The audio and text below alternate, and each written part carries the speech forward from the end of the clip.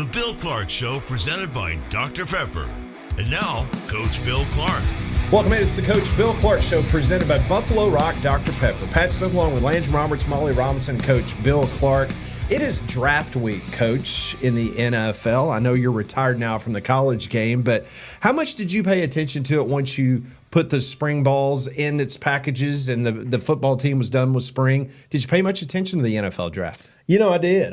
Obviously, we were starting to get guys drafted, and so that was a big deal for us. Who's being taken? What does that look like? I think that was all part of our process of getting you ready to have a chance to play at the next level.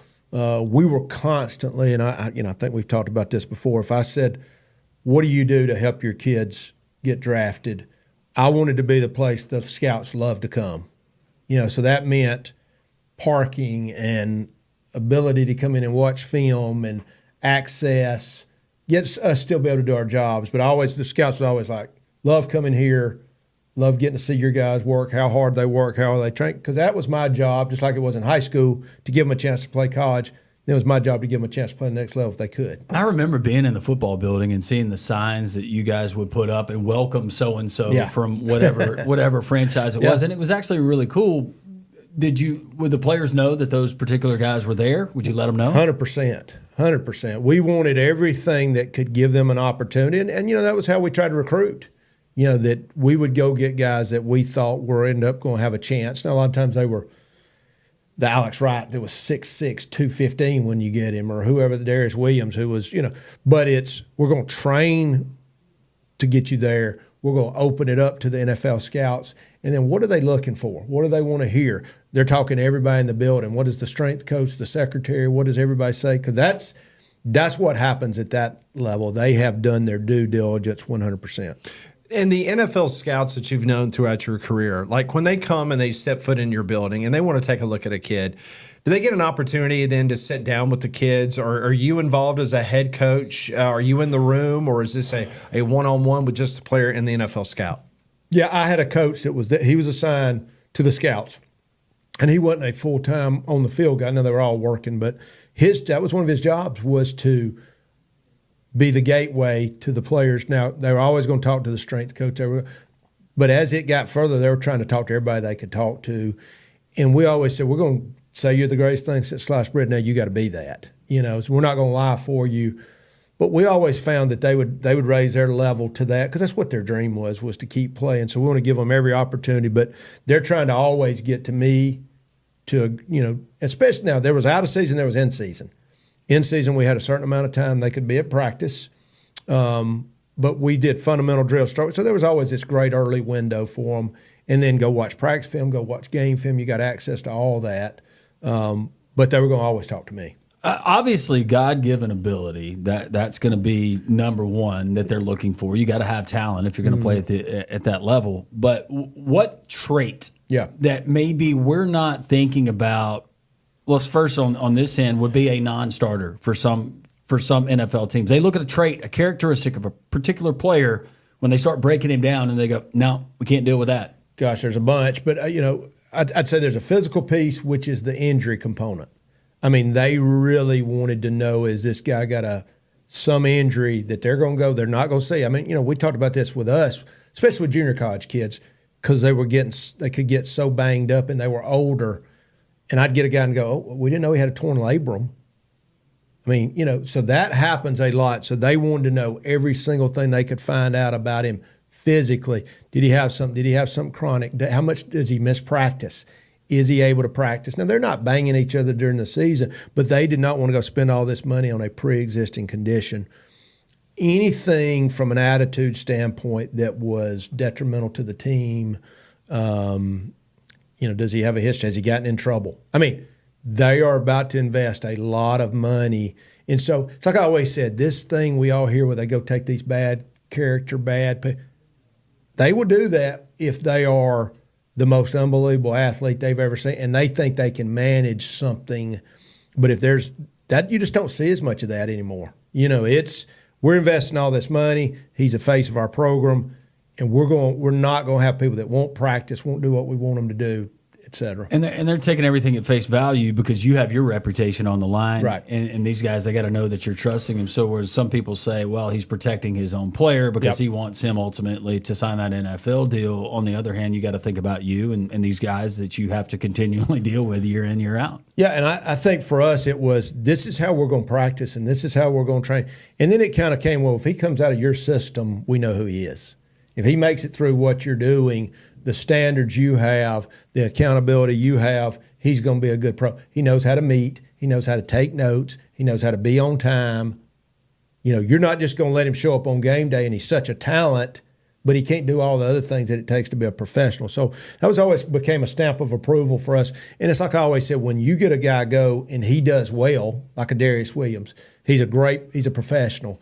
He does all these things. Oh man, we'd like to go, the Rams. Let's go get another UAB guy. Yeah. And I mean, we can look at those programs that are consistent, sending guys year after year after year. And some of them, they got great players. We know that, Alabama, Georgia. But there's also a consistency in how they work. So back when you were at Prattville High School, it's one thing when you're a college coach and you've actually got players on your roster that's being eyed by the NFL for the NFL draft. But when you were at Prattville, maybe whether it was Roman Harper already at Alabama, did you have a situation where NFL scouts would even not only get the information from the college coach, but then they would come down to the high school level and say, hey, when he was an adolescent, did, kind of walk us through how he was character-wise and his work ethic? Yeah, so Roman would have been one of the first. Zach Woodfin, Zach ended up being a free agent. Roman, I had all these teams calling me because he had moved up and he ran the first 4.4 he had ever ran for the combine for the draft. I think he had been at Alabama, but he had always been in the 4.5s. Great player. He runs the 4.49 all of a sudden that puts him in the second round. And I'm getting tons and tons of people. And it's just like we've heard nothing bad, we've seen nothing bad. And then it was easy for me to go, not only is he good, he's really good. Yeah. Not only is he smart, he's really smart. And now, I would tell you 1,000 times over, and I think any coach is any good that's using this all the time. I mean, I used it daily. We did a symposium every spring where I had all the scouts come in. Had a guy from the Steelers who was, doing 30-something years. He would kind of put it on. They would interview all our seniors. They would speak to them. But then I would always have them come and speak to the underclassmen. Guys, just so you know, this is what we're looking for. Oh, and by the way, what Coach Clark's teaching you is exactly right. It's this cycle of I wanted the same thing in high school. Man, when you get our guys, he knows how to work. He knows how to train. He's not scared of coaching. He takes coaching. All the things that you would want in a somebody that comes into your organization. I wanted that in high school, and that's the same thing I wanted in college. How often was it that you had a player, whether it was a player that signed an NFL contract or was drafted, I should say, or a free agent type deal, that you thought to yourself, great kid, loved him while he was here, there's no way he makes it in the league, and then he goes on and flourishes? I think there was probably a few of those that you'd said maybe you just wondered, could he handle the next step or the structure or whatever? And I've seen it happen. I've seen it, especially those guys maybe that the light bulb came off at the end. Maybe they had some issues, and I'm telling you, when you get, and I can say this because we had so many junior college players. That was such a mercenary world of just trying to get out. They didn't have facility. I mean, a lot of it was just bad high school ball. And to get all that out of them to say, and then to see them, and then they'd call me back, Coach, man, everything you told me, everything we did led to, and they're still playing, and calling me up saying, and that's when you love that. That's that success story that you go, man, it did work. That's the 25 or 30-year-old self that you were hoping for. Well, like you said, Coach, with these teams spending millions of dollars on these kids, you would think that they would do their due diligence, because I've had high school coaches tell me, and I'm not talking about first, second, or third round guys, but the NFL have had the scouts circle back to their high school coaches and just say, hey, let's sit down. I'd like to talk about when he was here and his work ethic and what did he do as not only as a student but also as a member of your football team. Yeah, I think because we can go look at the NFL and how many of them, that were 2 stars or late round draft choices that really that's probably the more predominant that have made it because somebody did their due diligence. he's not at Alabama or Georgia. He's at some, UAB or somewhere, a Jack State or maybe even a Samford. But they did their due diligence. They talked all this, and they found out, man, this is this great kid who developed late. Or what were those reasons that he ended up at the smaller school, and then there he is, and he's still playing because they did all the background checks. The startling thing to me, Coach, is you look at a guy that you followed his career at the college level, and he was a great college player. You thought, this is a can't miss. He's going to do really, really well. But then you see he gets cut, or he's been relegated to the practice squad. Yeah. Describe for the fans and for us as well, just how big of a gap that is in going from playing very competitive major college football to making an NFL roster. Gosh, there's so many pieces to me of that. One, who drafted him and who's already there.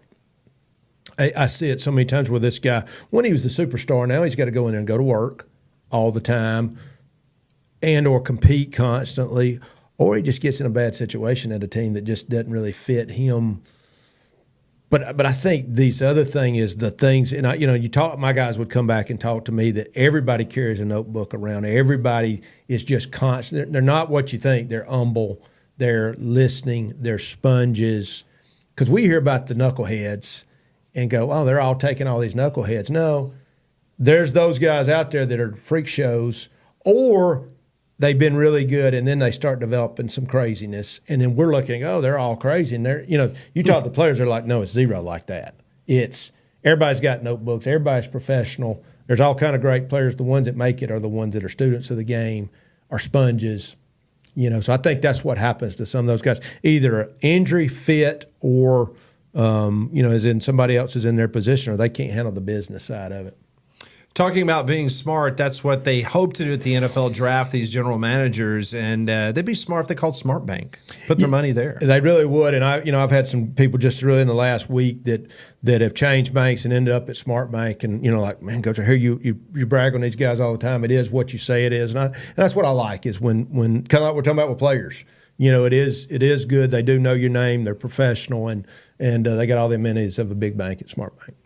All right, Coach, with the NFL draft coming in, we spent a good bit of time already talking about the draft. In regards to the quarterbacks, a lot of people are saying this is a down draft when it comes to the quarterbacks. Outside of Cam Ward, that's anticipated to go number one. Just your thoughts, is this going to be one of those drafts where we're not going to see a lot of quarterbacks taken in the first round? Or who would Bill Clark recommend if you're the general manager of one of these teams? That's a good question. I think the worst thing you could do is try and plug a quarterback into these spots this just can't do it. Once again, this is a league of throwers, and that's what I've always said. I said, and this is what college guys didn't understand. Well, this guy can run. Well, we'd defend him. I remember I told you the story. Back in the day, we'd defend him this way. I said, no, he can throw too. He just happens to be able to run too. And that's kind of where we are. Can this guy throw? Then we go, oh, and he can run too? That's what we want. We want an athlete. You always want an athlete at quarterback, even if it's a guy that can really move around. That differential is the better he throws, Tom Brady, but you still got to be athletic enough to move around. So the question on some of these guys, is it an athleticism, and can they be developed? And is that something you go put a first rounder on versus a guy who's a real thrower? Let's go to like Penix last year, who I thought was a questionable pick. Where he was taken. Yes, where he was taken, being an old Falcons fan, where he was taken, but he was a thrower. I mean, this dude is a real thrower, and if you're a real thrower, that's the question I think as I look at some of these other guys, can they throw it good enough to, because there's definitely some athletes in there. Now Ward to me can do both. He's a thrower who's also a freakish athlete. Milroe has got he's a tailback, as we've said before. He's got the big arm. Is he going to be able to throw it good enough? Can somebody take him somewhere where they can develop? He can develop. Or does he fit in a system kind of a la maybe a Baltimore where they're running their quarterback more? But, when you take that, I'm going to run him more in that league, them guys get hit. Through your experience, though, and we'll stick with the quarterback position, if they've been turnover prone, they've made quote-unquote boneheaded plays throughout their college career, how much does that typically change in the NFL in correcting those bad habits? I don't, it's going to change some, but you think you're going to go out coach. He's had the heck coached out of him. Also, you got to compare how does he fit in base versus the competition he was playing. Were they better at all these other positions around him? I mean, there's just so many factors. I know that's not necessarily the exact answer, but I think turnovers, mental mistakes, some of that he can continue to grow on. Some of that's just who they are. I mean, so that's that's a big decision to make when you're making a quarterback. If you were going to compare though, and still sticking with the quarterback, but defenses, coverages, guys that he's going to be facing. If you're going to compare speed of the game, the college level, major college football to the NFL, if you had to compare it to something, the difference, what would it be? Yeah, I mean, I think it's according to where he played. You know, I mean, if he played at the elite of the elite, he's been in a world with great players, great schemes. It's like how you said when you were coming out of 7A football in Alabama. I mean, you've seen good players. You've been coached. I mean, you know, we were more college at Prattville than I was at South Alabama for years. You know, we had coaches and players and numbers. And so I think it's comparable to that. The only thing I ever say, was he surrounded by so many great players that it was them. You know, that he had this great cast of characters that were all Americans. It's a little bit different if you're over on defense or you're an O-lineman where it doesn't really help you other than winning games. But at quarterback, was he throwing it up to some receiver who made all that? I don't know. I think it's just it was what were the plays he made? Was it all? And let's just use Milroe. Was it mostly legs? Was it he threw it up to somebody who was just a better receiver than these other guys?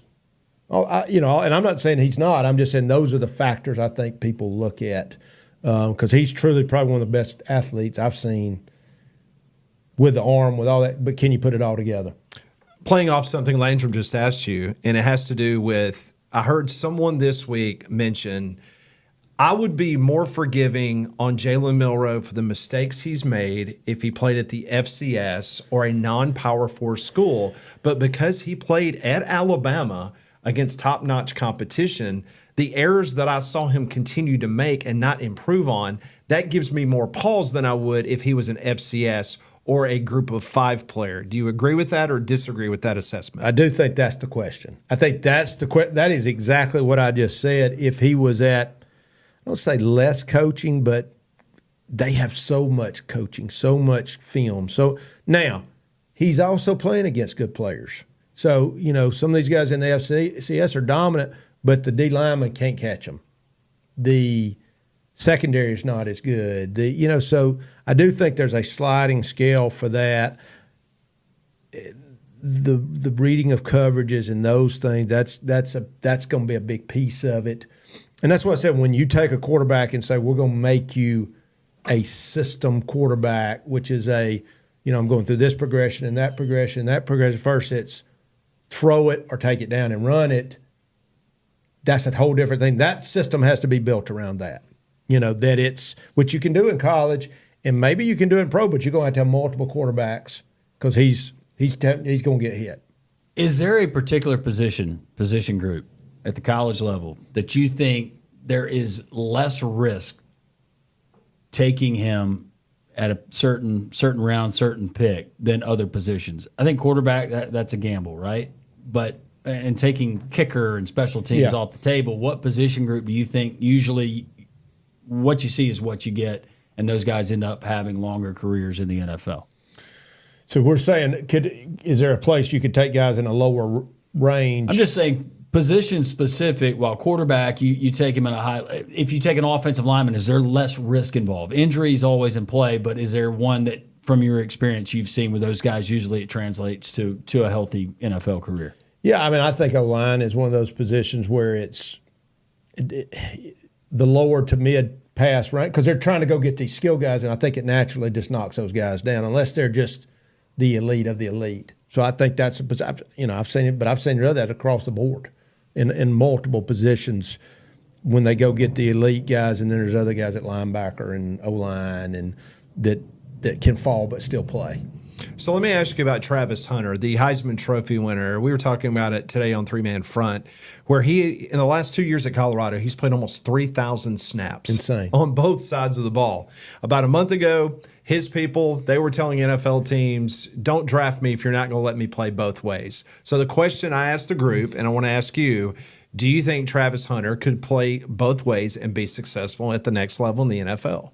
I don't think so. I don't think so for long. I think he could do it some. I just think it's going to wear and tear on him, and that's what's going to happen. I mean, you're just going.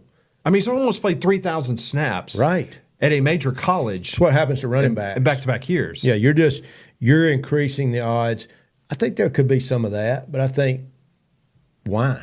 You know, and you're going to end up wearing him out. The problem, anytime I take a guy and he's already telling me what he's going to do, you know, that immediately crawls a red flag. Wait a second, that's a red flag for you when a high school kid came in your He's just confident, Coach. Yeah, and he's great. And you won't. Did that happen a lot? No. I mean, did you set it straight with the recruiter, or if you met with them and if they? I think that. Well, I say that. I mean, it's not that you go in and start nixing guys immediately. It's granted, there's a talent level that. Okay, I'm going to listen to a little bit more. I of can this. hear Coach calling Bryant Vincent in his office going, Yeah. That hot-headed quarterback that thinks he's going to start on day one? Yeah. Pull that off. But we Knock him also down like a peg. confidence. Yeah. You know, I think there's a guy like him who has backed it up, and you appreciate that. And it's like I said, and of course, this was always back from my dad growing up. It's like, okay, you want this guy to be great. He's got to have some confidence. You know, we're not going to break him. And I didn't want to break a kid, but it's like this. You're already telling me that you got to play both ways. You've never played one pro snap in your life. Are we already going to have a problem? Or is that just talk for the media? And some of that is what it is, and you just laugh it off because Coach, I didn't mean any of that stuff. Was there ever serious consideration or a guy that asked you your time at UAB, Jacksonville State, even your coordinator days at South Alabama, said, hey, I want to play both ways, and you seriously considered it? No. There was guys that thought. Now, if we had the guy, I don't know if I ever had a guy that we thought could do that, you know, but I don't ever guy ever saying, Coach, the only way I'm going to come is to play both ways. Never. I had guys that could do it. I think that would probably be a short conversation, don't you think? I would love to be there for it. I think it's just the whole that you're coming in here already telling us. Dictating terms. You just already saying we got a problem. I mean, it's just, but this guy has done it. You appreciate the confidence. But don't you think it's more difficult now because you've got NIL involved? Now you've got money involved. I mean, what if somebody had already told him, all right, look, you come here, hey, we'll let you play both ways. As a matter of fact, we're going to give you X By the way, dollars. what are we paying him? He better play both ways. Exactly. No, what's going on now is you rethink a lot of things. And I'm not saying what somebody's doing out there because that's the life, that's the world they're living. I was really talking about professionally. You know, a guy say, I'm going to come here and play both ways. College football is now professional, Coach. Yeah, I agree. It is. The mental picture, though, Pat, I'm just sitting here thinking somebody walking into Coach Clark's office and dictating terms and just imagining the expression and probably the response that you got. Just point to the door. Don't let it hit you. Just right there. I don't care who There's you the are. door. Right.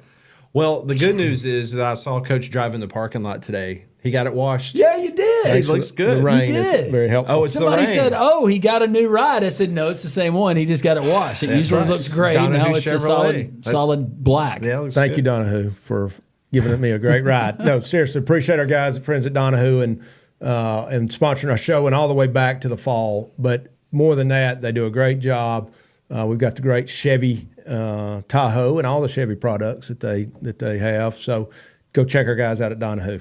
All right, Coach, we've got spring wrapped up at Auburn at Alabama. You've got UAB having a spring event coming up this weekend. As you think back on your days of closing out spring, what were some of the big check marks that you wanted as a head coach to get out of the spring for your football team that you would have said, okay, this was a successful spring for this team? Yeah, rule number one, can we be super physical, come together as a team, from the physical things that we need to know before we go into summer and not get injured? I mean, Lord, can we make it through this thing and that's where I did. I mean, I was in the middle of, y'all were at practice. I mean, it's good on good. Every chance we get, and just try not to get these guys to kill each other because we were so competitive.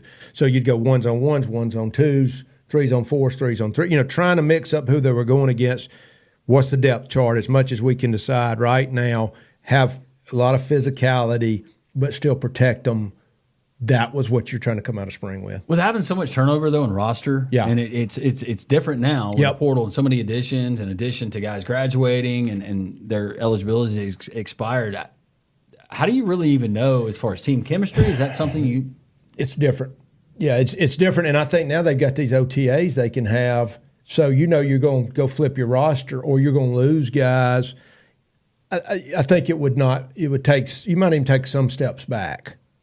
Some steps back. But, I'm talking to a coach this morning, and he literally just lost 2 players this week he thought he was going to hold on to. And, the numbers are astronomical. I was so sick for him. He's tried to build his culture the right way. It's family.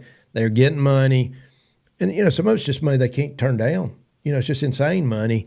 And, just heartbreaking for him, to having to deal with this and have invested all this time and resources. And these guys, people really didn't know who they were.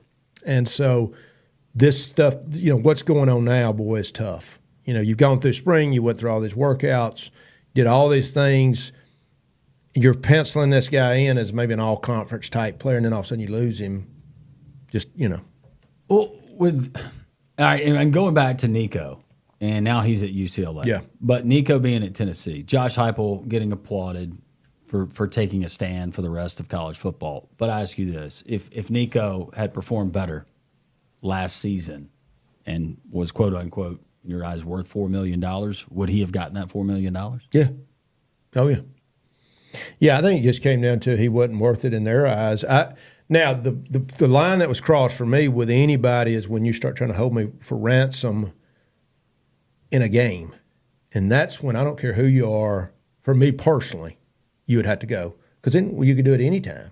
Now, there's also been situations that nobody ever really came to light. This guy's got bad attitudes and bad.